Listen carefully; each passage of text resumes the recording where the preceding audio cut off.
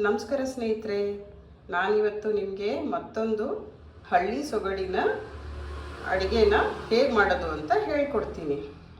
ಇವತ್ತು ನಾನು ನಿಮಗೆ ಉಪ್ಸಾರು, ಹುರುಳಿಕಾಳಿನ ಉಪ್ಸಾರು ಮತ್ತು ಕೀರೆ ಸೊಪ್ಪು ಅದ್ರ ಜೊತೆ ಹಾಕಿ ಹೇಗೆ ಉಪ್ಸಾರು ಮಾಡೋದು ಅನ್ನೋದನ್ನ ನಿಮಗೆ ತಿಳಿಸ್ಕೊಡ್ತಾ ಇದ್ದೀನಿ. ಸೊ ಇವತ್ತು ನಾನು ಹುರುಳಿಕಾಳು ಮತ್ತು ಹಲಸಂದಿ ಕಾಳು ಎರಡನ್ನೂ ಮಿಕ್ಸ್ ಮಾಡಿ ಮಾಡ್ತಾ ಇರೋದು. ಈ ಎರಡು ಹುರುಳಿಕಾಳು ಮತ್ತು ಹಲಸಂದಿ ಕಾಳು ಎರಡನ್ನೂ ಚೆನ್ನಾಗಿ ತೊಳೆದು ಕುಕ್ಕರ್ನಲ್ಲಿ 5 ವಿಷಲ್ ಬರೋವರೆಗೂ ಬೇಯಿಸ್ಕೊಬೇಕು. ಉಪ್ಪೇನು ಹಾಕಬೇಡಿ, ಸ್ವಲ್ಪ ನೀರು ಹಾಕಿ ಈ ಎರಡು ಕಾಳನ್ನ ಕುಕ್ಕರ್ನಲ್ಲಿ 5 ವಿಷಲ್ ಬರೋವರೆಗೂ ಬೇಯಿಸ್ಕೊಳ್ಳಿ. ನೋಡಿ, ಹಾಗೆ ಇದು ಕೀರೆ ಸೊಪ್ಪು. ಇದನ್ನು ಚೆನ್ನಾಗಿ ನಾನು ಆಗಲೇ ಎಲ್ಲ ವಾಶ್ ಮಾಡಿ ಕ್ಲೀನ್ ಮಾಡಿ ಇಟ್ಟಿದ್ದೀನಿ. ಇದನ್ನು ಅರವೆ ಸೊಪ್ಪು ಅಂತಲೂ ಹೇಳ್ತಾರೆ, ಕೀರೆ ಸೊಪ್ಪು. ಇದು ಉಪ್ಸಾರು ಖಾರ ಅಂದರೆ ಇದು ಚಟ್ನಿ ಥರ ಮಾಡ್ತೀವಿ. ಇದಕ್ಕೆ ಏನೇನು ಬೇಕು ಅಂತ ಇಲ್ಲಿ ನೋಡ್ಕೊಂಬರೋಣ. ಒಂದು 20 ಮೆಣಸಿನ್ಕಾಯಿ ಬೇಕು. ಇದು ಗುಂಟೂರು ಮೆಣಸಿನ್ಕಾಯಿ, ಕಾಳು ಮೆಣಸು, ಜೀರಿಗೆ, ಇದು ಹುಣಸೆಹಣ್ಣು, ಕೊತ್ತಂಬರಿ ಸೊಪ್ಪು, ಕಲ್ಲುಪ್ಪು ಮತ್ತು ಬೆಳ್ಳುಳ್ಳಿ. ಈಗ ನೋಡಿ, ಈ ಮೆಣಸಿನ್ಕಾಯಿನ ಡ್ರೈ ರೋಸ್ಟ್ ಮಾಡಬೇಕು. ಈಗ ಒಂದು ತವ ಮೇಲೆ ಹಾಕಿ, ಏನು ಎಣ್ಣೆ ಹಾಕೋದು ಬೇಡ, ಇದು ಸ್ವಲ್ಪ ಬಣ್ಣ ಎಲ್ಲ ಬದಲಾಗಬೇಕು. ಹಾಕಿ ಸ್ವಲ್ಪ ಹೊತ್ತು ಅದನ್ನು ರೋಸ್ಟ್ ಮಾಡೋಣ. ನೋಡ್ತಾ ಇದ್ದೀರಲ್ಲ, ಸ್ವಲ್ಪ ಎಲ್ಲ ಚೆನ್ನಾಗಿ ಸುಟ್ಟು ಹೊಗೆ ಎಲ್ಲ ಬರ್ತಾ ಇದೆ. ಸ್ವಲ್ಪ ಈಗ ಕಪ್ಪಾದರೂ ಪರವಾಗಿಲ್ಲ, ರುಚಿ ಚೆನ್ನಾಗಿರುತ್ತೆ ಅದು ಖಾರದ್ದು. ಈಗ ನೋಡಿ, ಮೆಣಸಿನ್ಕಾಯಿ ಎಲ್ಲ ಚೆನ್ನಾಗಿ ರೋಸ್ಟ್ ಆಗಿದೆ. ಸ್ಟವ್ ಆಫ್ ಮಾಡಿಬಿಟ್ಟು ಅದೇ ಹೀಟ್ನಲ್ಲಿ ಸ್ವಲ್ಪ ಜೀರಿಗೆ, ಮೆಣಸು ಮತ್ತು ಉಪ್ಪನ್ನು ಹಾಕಿ, ಆಮೇಲೆ ಹುಣಸೆಹಣ್ಣು ಹಾಕಿ. ನೋಡಿ ಸ್ನೇಹಿತರೆ, ಈಗ ಖಾರ ರುಬ್ಬಕ್ಕೆ ಎಲ್ಲ ಸಿದ್ಧವಾಗಿದೆ.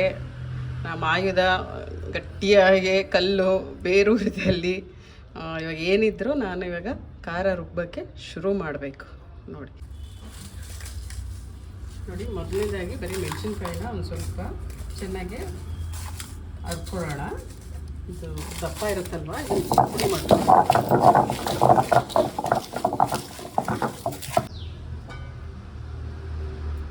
ಸ್ವಲ್ಪ ನೀರು ಹಾಕ್ಕೊಳ್ಳಿ, ಯಾರು ಗಟ್ಟಿ ಅನಿಸ್ತು ಅಂದರೆ.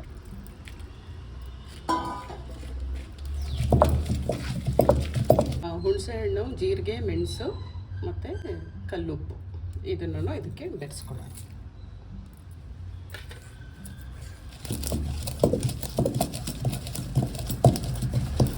ಇದು ಗಟ್ಟಿಯಾಗೇ ಇರಬೇಕು, ತುಂಬ ನೀರು ಹಾಕಬೇಡಿ. ನೆಕ್ಸ್ಟ್ ಬೆಳ್ಳುಳ್ಳಿ ಬೆರೆಸ್ಕೊಳ್ಳೋಣ. ಇದೆಲ್ಲ ಸ್ವಲ್ಪ ಸ್ವಲ್ಪ ನೈಸ್ ಆಗ್ತಿದೆಯಲ್ಲ, ಇವಾಗ ಬೆಳ್ಳುಳ್ಳಿ ಹಾಕೊಳ್ಳೋಣ.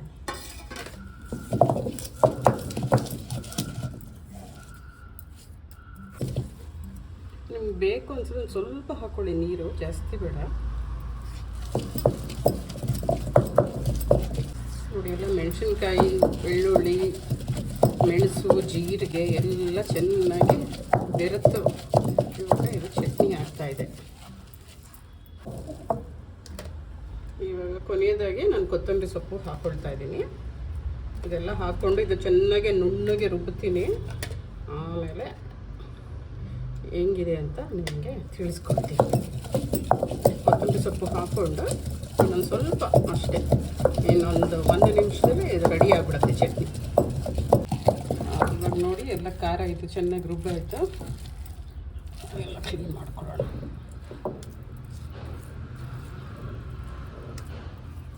ಸೊ ನಾವು 20 ಮೆಣಸಿನ್ಕಾಯಿ ತೊಗೊಂಡಿದ್ದಕ್ಕೆ ನೋಡಿ, ಇಷ್ಟು ಒಂದು ಲಡ್ಡು ಗಾತ್ರ ಇಷ್ಟಾಗಿದೆ ಖಾರ. ಇದು ಫ್ರೆಶ್ ಆಗಿ ಮಾಡಿಕೊಂಡು ಅವಾಗವಾಗ ಅವತ್ತೊಂದು ದಿನಕ್ಕೆ ತಿಂದ್ರೇ ಸರಿ, ಫ್ರಿಡ್ಜು ಇಟ್ಕೊಂಡು ತಿಂದರೆ ಸರಿ ಇರಲ್ಲ. ಇಲ್ಲ ನಿಮಗೆ ಪ್ರಮಾಣ ಜಾಸ್ತಿ ಬೇಕು ಅಂದರೆ ಕೆಲವರು ಇದಕ್ಕೆ ತೆಂಗಿನ ತುರಿನೂ ಹಾಕ್ಕೊಬೋದು. ಆಮೇಲೆ ಕಾಳು ಬೇಯಿಸಿರ್ತೀವಲ್ಲ, ಆ ಕಾಳನ್ನೂ ಇದಕ್ಕೆ ಈ ಖಾರದ ಜೊತೆನೇ ರುಬ್ಕೊಂಡು ಬೇಕಾದರೆ ನೀವು ಮಿಕ್ಸ್ ಮಾಡ್ಕೊಬೋದು. ಅವಾಗಿನ್ನ ಇದ್ರದ್ದು ಕ್ವಾಂಟಿಟಿ ಜಾಸ್ತಿ ಆಗುತ್ತೆ. ನೋಡಿ, ಇಷ್ಟಾಗಿದೆ ಇವಾಗ ಇದು ಖಾರ. ಈ ನೀರು ಎಲ್ಲನೂ ಇವಾಗ ಈ ಕಲ್ಲನ್ನೆಲ್ಲ ಚೆನ್ನಾಗಿ ತೊಳೆದು ಈ ನೀರನ್ನ ಇವಾಗ ನಾವು ಕಾಳು ಮತ್ತು ಸೊಪ್ಪು ಜೊತೆ ಮಿಕ್ಸ್ ಮಾಡಬೇಕು. ಈಗ ನೋಡಿ, ಖಾರ ಎಲ್ಲ ರುಬ್ಬಾಯಿತು. ಇವಾಗ ಈ ಖಾರದ ನೀರನ್ನ ಇನ್ನು ಸಾರು ಜೊತೆ ಬೆರೆಸಬೇಕು. ನಾವು ಆಗಲೇ ಕಾಳನ್ನೆಲ್ಲ ಬೇಯಿಸೋಕೆ ಇಟ್ಟಿದ್ದೀವಲ್ಲ, ಕಾಳೆಲ್ಲ ಬೆಂದಿದ್ರೆ ಸೊಪ್ಪು ಕಟ್ ಮಾಡಿ ಕಾಳು ಜೊತೆ ಬೆರೆಸಿ ಅದೇ ಸಾರಿಗೆ ಇವಾಗ ಈ ಖಾರದ ನೀರನ್ನು ಹಾಕಿ ಒಂದು 10 ನಿಮಿಷ ಕುದಿಸ್ಬೇಕು.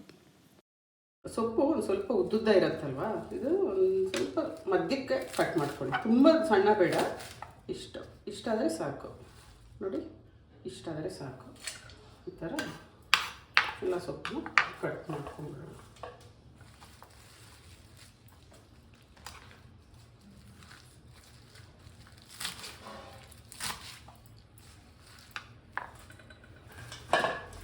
ಸೊಪ್ಪು ಬೆಂದಾದ್ಮೇಲೆ ಇನ್ನೂ ಚಿಕ್ಕದಾಗಿ ಆಗ್ಬಿಡತ್ತೆ, ನಮಗೆ ಬಾಯಿಗೆ ಸಿಗಬೇಕಲ್ವ, ಅದಕ್ಕೋಸ್ಕರ ತುಂಬ ಸಣ್ಣದಾಗಿ ಕಟ್ ಮಾಡಬಾರ್ದು, ಸ್ವಲ್ಪ ದಪ್ಪನೇ ಇರಬೇಕು. ಇದು ಎಳೆದು ಸೊಪ್ಪು ಬೇರೆ, ಕಡ್ಡಿ ಏನು ತುಂಬ ಬಲ್ತಿರಲ್ಲ, ಅದಕ್ಕೋಸ್ಕರ ನೀವು ತುಂಬ ಸಣ್ಣದಾಗಿ ಕಟ್ ಮಾಡೋದು ಬೇಕಾಗಿಲ್ಲ. ಇಲ್ಲಿ ನೋಡಿ, ಇವಾಗ ಕಾಳು ಬೇಯಿಸ್ಕೊಳ್ಬೇಕು ಅಂತ ಹೇಳಿದ್ನಲ್ಲ, 5 ವಿಷಲ್ಸು ಎಲ್ಲ ಕಾಳು ಬೆಂದಾಗಿದೆ. ಈಗ ನೋಡಿ ಎಷ್ಟು ಚೆನ್ನಾಗಿ ಬೆಂದಿದೆ. ಇವಾಗ ಉಪ್ಪು ಹಾಕಬೇಕು. ಉಪ್ಪು ಹಾಕಿ ಸ್ವಲ್ಪ ಕುದಿಸೋಣ. ಅದ್ರ ಜೊತೆ ಸೊಪ್ಪು ಕಟ್ ಮಾಡಿದ್ದೀವಲ್ಲ ಅದನ್ನು ಕೂಡ ಇದ್ರ ಜೊತೆ ಬೆರೆಸೋಣ. ಇವಾಗ ಉಪ್ಪು ಹಾಕೋಣ, ಸ್ವಲ್ಪ ನೋಡ್ಕೊಂಡು ಹಾಕೋಣ, ಆಮೇಲೆ ಬೇಕಾದ್ರೆ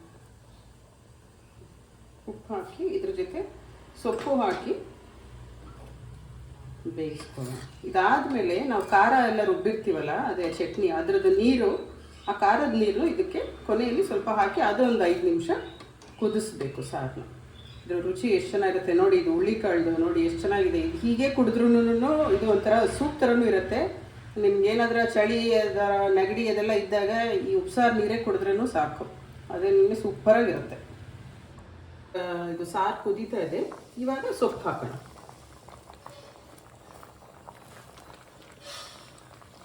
ಈ ಸೊಪ್ಪು ಇವಾಗ ಇಷ್ಟಿದೆ ಕ್ವಾಂಟಿಟಿ, ಇದು ಬೆಂದಾದ್ಮೇಲೆ ನೋಡಿ ಇನ್ನೂ ಎಷ್ಟು ಕಮ್ಮಿ ಆಗಿಬಿಡತ್ತೆ. ನಾವೇನೋ ಜಾಸ್ತಿ ಇದೆ ಅಂದ್ಕೊಳ್ತೀವಿ, ಇಲ್ಲ ಆ ಥರ ಏನಾಗಲ್ಲ.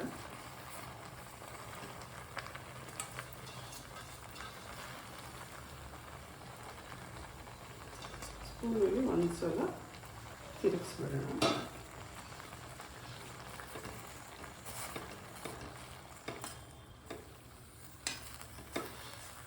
ನೋಡಿ, ಇವಾಗ ಸೊಪ್ಪು ಸ್ವಲ್ಪ ಮತ್ತು ಕಾಳು ಬೇಯ್ತಾ ಇದೆಯಲ್ಲ, ಇದಕ್ಕೆ ಇವಾಗ ನಾವು ಖಾರ ರುಬ್ಬಿರೋದು ಆ ನೀರನ್ನ ಇದಕ್ಕೆ ಸ್ವಲ್ಪ ಹಾಕೋಣ. ಇದು ನೋಡ್ಕೊಂಡು ಹಾಕ್ಕೊಳ್ಳಿ, ತುಂಬ ನಿಮ್ಗೆ ಕಮ್ಮಿ ನೀರು, ತುಂಬ ನೀರು ಥರ ಆದರೆ ಬೇಡ.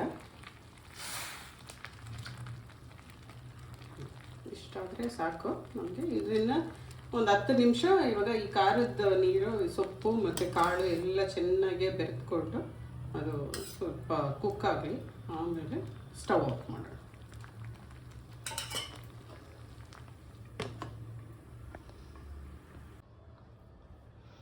ಈಗ ನೋಡಿ ಸ್ನೇಹಿತರೆ, ಈಗ ಉಪ್ಸಾರು ರೆಡಿಯಾಗಿದೆ.